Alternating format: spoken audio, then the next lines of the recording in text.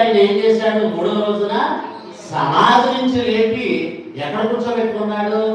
తన గుడి ప్రక్కన కూర్చోబెట్టుకుని సర్వ సృష్టి అంతటి మీద కూడా అధికారాన్ని ఇచ్చి సర్వాన్ని కూడా ఆయన పాదాల కింద ఉంచాడు. ఎప్పటి వరకు ఉంచాడు?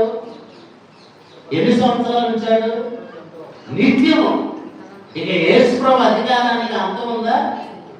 యేసుప్రభు అధికారానికి అంతం లేదు. మనం అంటాం ఈ ప్రధానమంత్రులు, ఈ ముఖ్యమంత్రులు, ఈ సర్పంచ్ 4 సంవత్సరాలు లేకపోతే 5 సంవత్సరాలు. ఏంటి? ఇక్కడ ఒక ప్రారంభం ఉంటుంది, ముగింపు ఉంటుంది.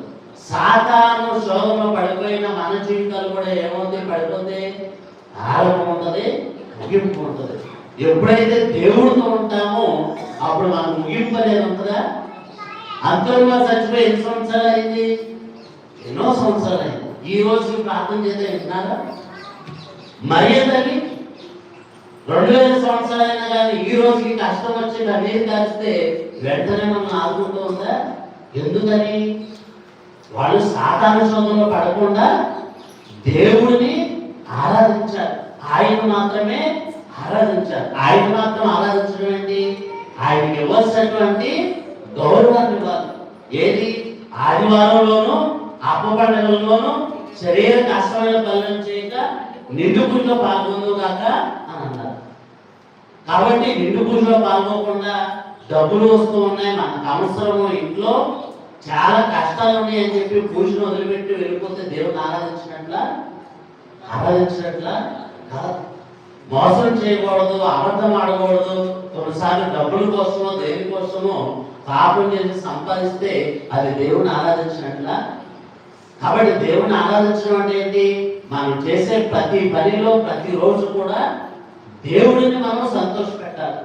ఇదిగో నా బిడ్డ దేవుడు ఏమన్నాడు? ఏవుని చూసి సాతాను వస్తే నా కుమారుడైనటువంటి ఏవుని చూసావా? ఎటువంటి పాపం చేయట్లేదు, లెక్కనే నాకు ప్రార్థన చేస్తూ ఉన్నాడు, బలుడు అర్పిస్తూ ఉన్నాడు, తన బిడ్డల కోసం ప్రార్థన చేసి పవిత్రపరుస్తూ ఉన్నాడు.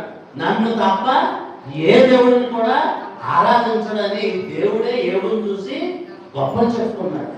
మరియ తల్లిని పరలోకపుడు ఒక రాయిగా దేవుడు స్థాపించాడు. ఎందుకు స్థాపించాడు? ఆమెను చూసి దేవుడు గర్వపడుతూ ఉన్నాడు. ఎందుకని? ఆమె గర్భం నుంచి కూడా ఈ రోజు వరకు కూడా తన తలంపులో కూడా దేవుడికి ద్రోహం చేయలేదు, పాపంలో పడలేదు. యేసు ప్రభుని తన కృపను ఎందుకు కూర్చోబెట్టుకున్నాడు?